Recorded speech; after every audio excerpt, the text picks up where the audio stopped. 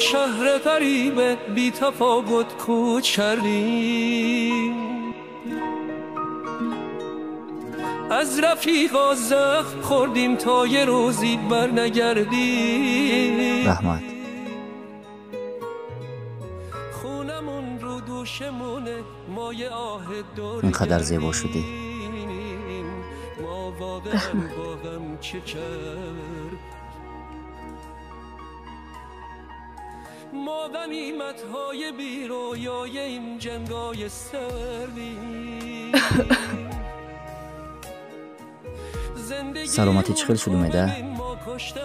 بهتر شدی؟ شکر خوبم، خودم را خوب حس میکنم.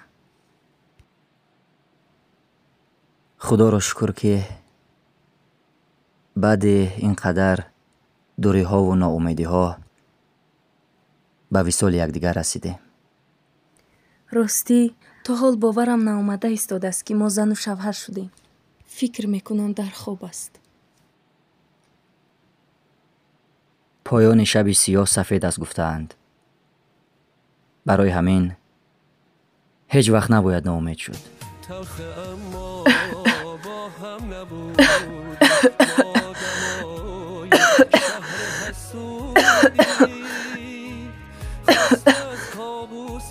چی شد اومده؟ خوب هستی؟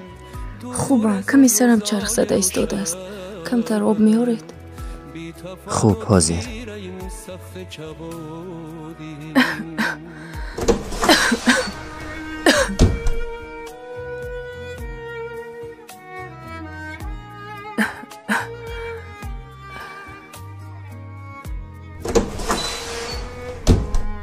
انا آوردم اومده.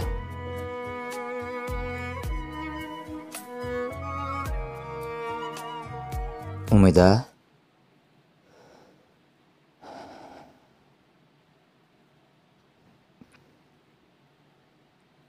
اومده؟